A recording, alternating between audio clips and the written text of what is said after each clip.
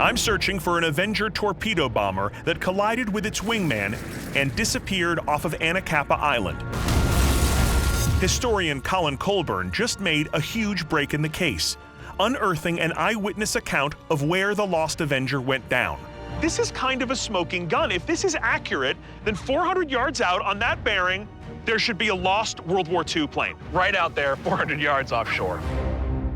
So, where does that leave us? Well, from here, we can actually test the accuracy of these eyewitness reports. And we can do that because we know where Buckley's plane is. Right, we have a baseline sitting out there. Absolutely.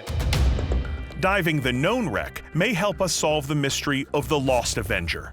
Does the distance from shore and bearing off the lighthouse match the Coast Guard account? And is the damage to the tail of the plane consistent with Buckley's description of the collision? Okay, so we start with the known wreck, and then take that data and hopefully find the lost wreck. That's the hope. All right. And to help with that, Project Recover has arranged a vessel to take you out there. Bigger than my kayak? Slightly bigger than your kayak. Colin wasn't kidding. Project Recover is working off of the research vessel Shearwater. This 62-foot catamaran was custom-built by the National Oceanographic and Atmospheric Administration to conduct mapping and research in the Channel Islands. We motor out to the coordinates of the known Avenger wreck, where I link back up with Project Recover co-founder Eric Terrell and his team on the top deck. Hey, Josh, let me introduce you to Heidi, our Hey. data analyst. Nice to meet you. Pleasure. And Drew, our lead archaeologist. Nice to meet you as well. So, okay, directly underneath us should be an Avenger. That's correct.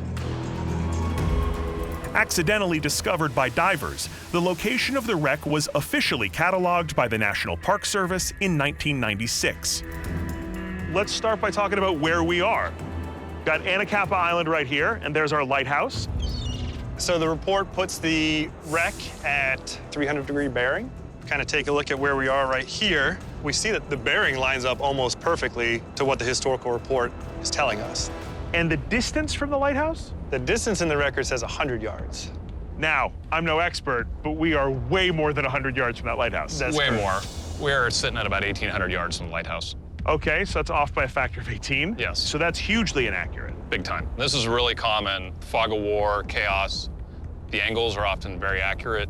Distances are generally horribly wrong. So what does this data tell us about the lost Avenger on the other side of this island? It's probably going to be on an accurate bearing on that side, but we probably want to think about moving a greater distance from shore than what the historical record is telling us. Right, because that distance may be just as inaccurate over there. Exactly. So in terms of the known wreck underneath us, what's the plan? Well, we would love to get some imagery. And if we can get a lot of very high-resolution photographs that overlap in all directions, then we can use photogrammetry, which is a technique which will allow us to align those photos and give us a 3D representation, a model of what the wreck looks like today. Got it. So get lots of photos of the wreck, use that to build a 3D model. Exactly, and that information will allow us to be able to understand if the crash site really is consistent with the wreck reports. So, Heidi, you're diving down, or? The water's a little cold. I think it's your turn. Yeah. We've only just met, Heidi, but you're really catching on to how this always goes for me. I gear up and dive in.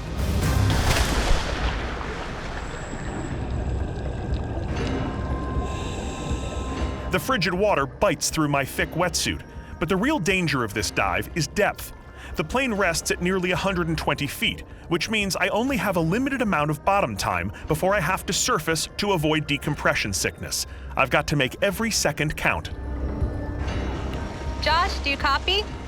Yes, I copy, and I am following the anchor line down. How's the viz? How's the water temp? Water's freezing. Visibility's not great, maybe 10 or 15 feet tops. Not able to see the bottom at this point. Keep heading down the anchor line. We're really close to the wreck. You should see it right away. Topside, this is Josh. I am approaching the bottom. No sign of the wreck.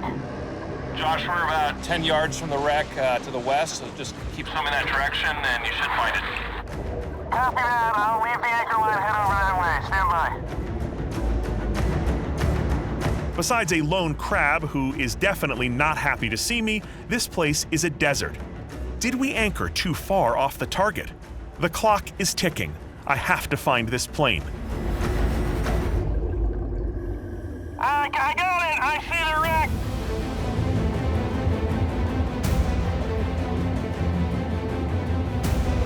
Absolutely incredible.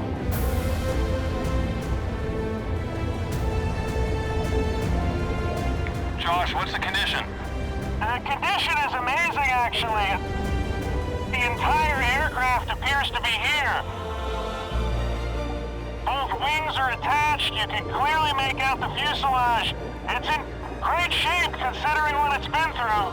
All right, good copy. Go ahead and take your photographs. You've got limited time at the bottom.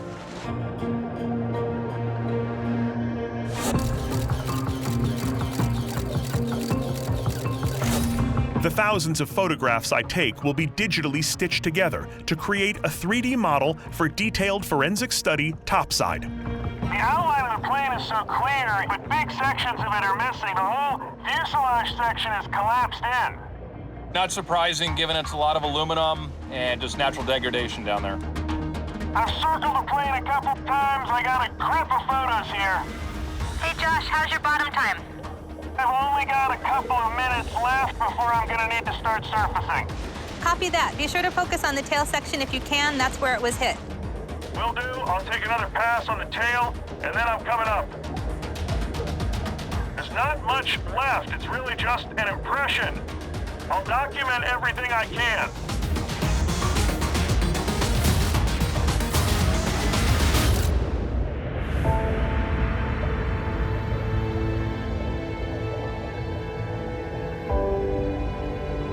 As I move in close, I'm struck that this is more than just a wreck. It's a memorial. The pilot and radio man survived the crash, but tail gunner Lawrence Works didn't make it.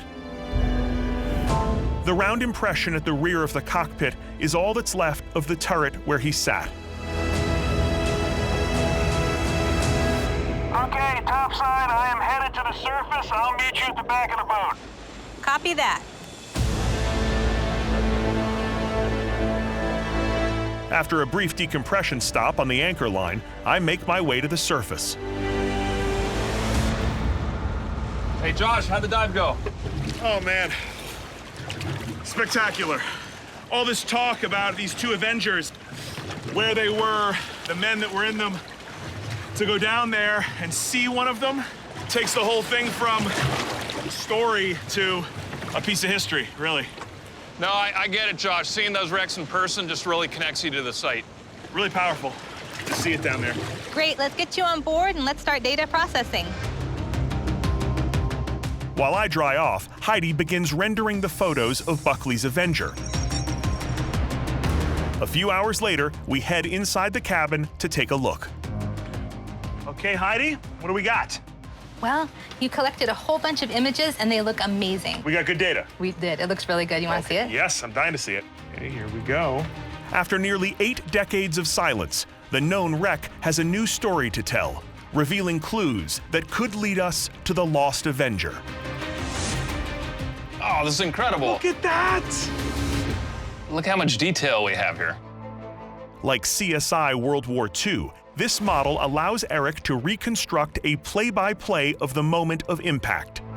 Take a look at the wing and we can see the damage where it hit the water. It's lost some of the aluminum skin along here. That might have been torn away during the accident. It probably cartwheeled in, probably hit port wing, and the plane's right side up. If you look at the after-action report, it calls out how it was an immediate water landing and didn't call it a water crash. That's right. And that's not the only new intel we gather that will aid our search for the lost Avenger. The one thing that jumped out at me when I was down there is the tail section, which is in much worse shape. It's just almost completely gone. Because Rule's plane came up and his propeller actually connected with that horizontal stabilizer there. So that might have been destroyed in flight even. If the tail section of the known wreck was shredded in flight, one can only imagine the damage done to the propeller and canopy of the plane that hit it. There's a good chance that pilot Dennis Rule was killed instantly. It's amazing to see this because it won't really be around forever. I mean, the actual wreck is eventually going to be consumed by the ocean. Sure. I mean, we're seeing that here, and it's very rapidly degrading now. Right. If you look around the site, you see how the sediment has a really a different texture to it. And that's because a lot of these sites have become artificial reefs. Life has sort of taken hold in this area. I call it the halo effect. So let's talk about how this helps us moving forward looking for the lost Avenger. Look how flat this is to the seafloor. It's not very proud, so we need to keep that in mind when we're looking for different sonar targets. Right, it's not really raised up. It's got a really, really this low whole profile. elevation, it might be maybe at most 3 feet off the seabed. So that's going to tell us in the acoustic data how big of a shadow it might be throwing down on the seafloor when we're trying to discriminate rocks and other debris from the airplane crash. The lost Avenger, which sustained heavy damage, may be in far worse shape. If all that's left is scattered debris, the wreckage will blend in with the natural rock formations, making it nearly impossible to find. Now we've got another one to find. Yeah, absolutely.